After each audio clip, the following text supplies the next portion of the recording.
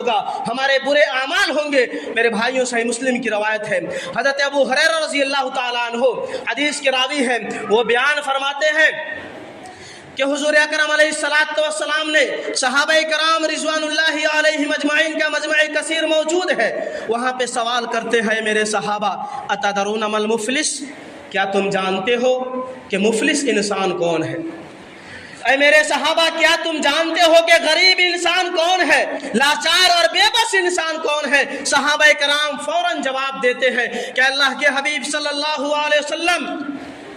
مفلس انسان وہ ہے، غریب انسان وہ ہے، لاچار اور بے بس فقیر انسان وہ ہے جس کے پاس مال و متاع نہیں، جس کے پاس درہم و دینار نہیں، جس کے پاس زمین اور جائیداد نہیں، جس کے پاس دولت و ثروت نہیں، جس کے پاس روپے پیسے نہیں۔ اے اللہ کے رسول صلی اللہ علیہ وسلم، مفلس انسان وہ ہے؟ اللہ کے رسول کہتے ہیں کہ نہیں، مفلس انسان وہ نہیں ہے، غریب انسان وہ نہیں ہے، بلکہ میری امت کا مفلس انسان وہ ہوگا، غریب شخص وہ ہوگا، لاچار اور بے بس وہ ہوگا جس نے دنیا میں نمازیں پڑھی ہوگی، رمضان کے روزے رکھے ہوں گے، نوافل بھی پڑھی ہوگی، تہجد کا بھی اہتمام کیا ہوگا، قرآن مقدس کی تلاوت بھی کیا ہوگا، اس کی پوری زندگی میری عبادتوں میں گزری ہوگی، لیکن اس کے ساتھ ساتھ اس نے کسی کو گالی دی ہوگی،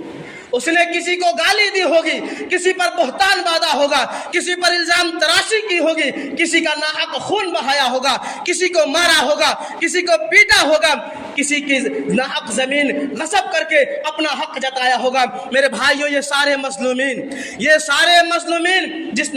جس انسان نے دنیا میں اس کو پریشانیوں سے دوچار کیا تھا، اس کو مصیبتوں سے دوچار کیا تھا، اس کو پریشانیوں میں مبتلا کیا تھا، یہ سارے مظلومین کل بارگاہ عزت میں اللہ رب العزت والجلال کے سامنے، میرے بھائیوں،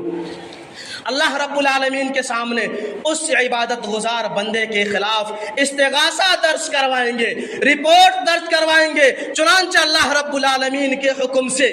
اس نیک بندے کی نیکیوں کو ان مظلومین میں تقسیم کر دیا جائے گا،